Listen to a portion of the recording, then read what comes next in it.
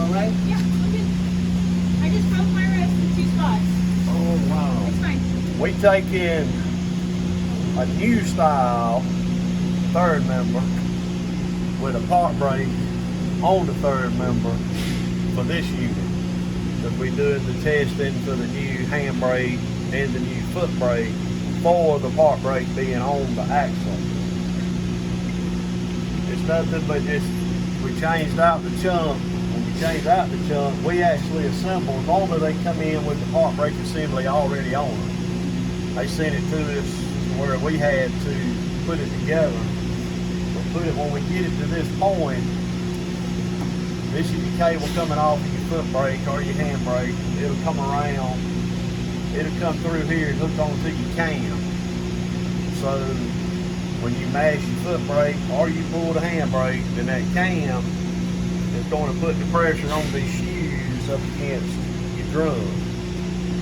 One of the main reasons they say we actually go into this is to get out of the vibrations from where we've had the drum park brake on the transmission. We're running into issues with them eating the bearings out of the back of the transmission. So, y'all have any questions on how this works? I mean, all it is this cable comes in through the back right here, through this spring. It actually comes in, it'll slide through, and it hooks on this knurl. So is it engaged right now or disengaged? No, it's disengaged Okay. right now. Yeah. It's disengaged. Would it work to bring that outer drum and just put it on, and then as you talk progressively, you can get the drum out, yeah. and then it becomes very clear on what's fixed and what's moving. See, this piece That's perfect. slides in. Have to get it to lock. Well, now what happens, normally we have to get somebody in the bus. See this little piece? All right, now it's locked into place. It'll stay there, just like that. All right, now your yoke goes on.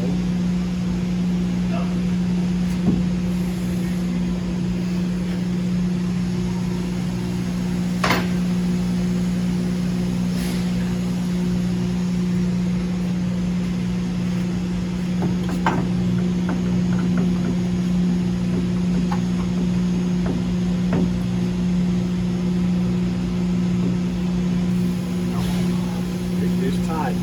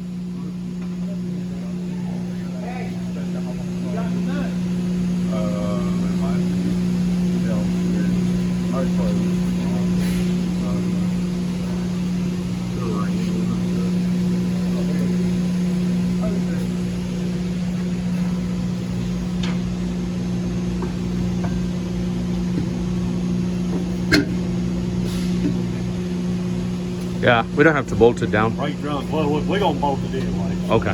Unless you just want to slide it back off. But Yeah. that's the assembly of the park brake. Minus, we ain't put the nut on it yet. Or the drive shafts. Or the drive shaft. Who can explain amongst the you guys as a quiz, which is the stationary part in the park brake? There are 2 parts in the park brake, right? One is always stationary, the other one rotates, and then that rotating part is the one that gets locked against rotation when you want to put the park brake on. I would think this is stationary. Okay? Yeah, what's your guess? Or past this one, this part right here. Uh-huh.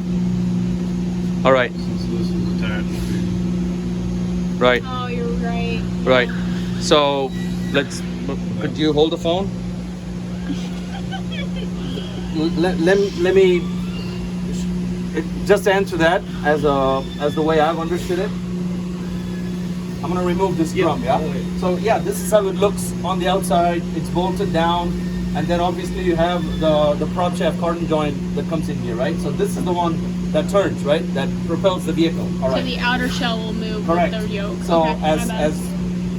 as Jerry correctly said, this is the turning part, the rotating part. So this drum rotates along with this yoke or prop shaft receiver, right? Now, pulling this out, and I hand this to you. To follow this is the one he just hammered into the pinion gears spline. So this is connected to the differential. So again, torque comes in, it turns the gears inside, and then it turns the wheels, right? But as Jerry pointed out, you can see that this part is actually connected to the fixed housing. So this part here, that's the brake in the parking brake. It never turns because it's always fixed, stationary, connected against the housing, right? So there is relative movement, in other words, clearance between this brake and that drum when the vehicle is normally functioning, yeah? And as he pointed out, park brake command will expand this drum brake outward, therefore arresting the drum, and because the drum is connected to the prop shaft, it cannot turn.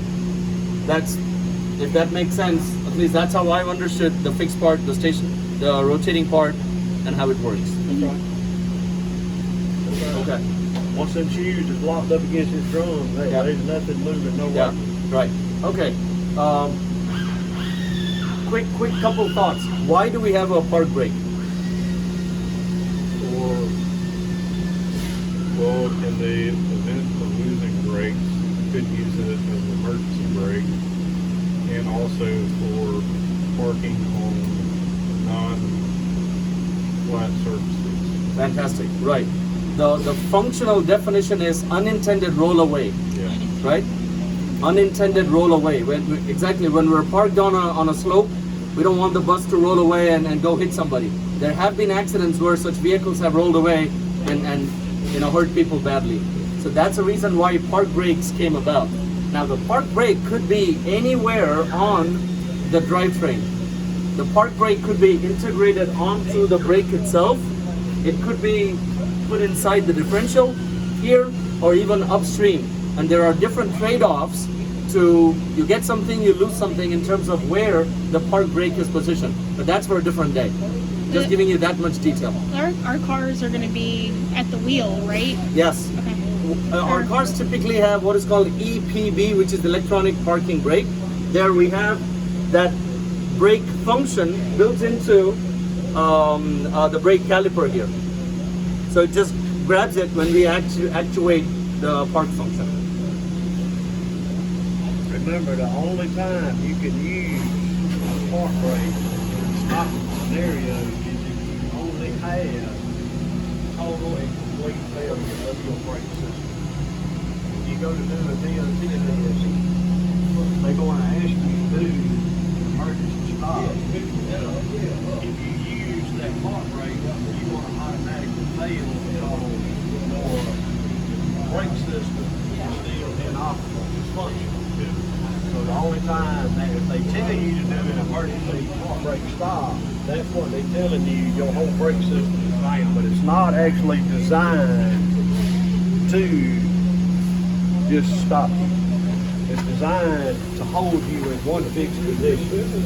After you stop, you set your park brake. It's designed to hold you in a fixed position. It's designed to hold you in a heel hold position. That's what we're doing with this setup, is for the heel hold piece. But if you go to do the DOT thing and they ask you to do an emergency stop, just don't reach down and pull the park brake. You explain to them, hey, I've mashed my brake pedal, the brake system has failed. Then pull the park brake. The reason I'm telling you this is I got caught up in that. That was 30 years ago. So, all wisdom. Yes. Yep. But it is to hold you in fixed position. That's what it's designed for. And for like you on a hill, see now a lot of park brakes, when you park on a hill, a lot of times if you put the vehicle in neutral and set the park brake, if it ain't correct, it'll eventually just creep downhill. Yep. You've been through some of these tests out here with us for some of these park brakes before. Yeah. So this was whenever it was mounted. Right, but that's when it was mounted on the transmission. So you understand the theory. Yep. Anything else? That's good. That's All right. it. Any other questions? Did you press the red?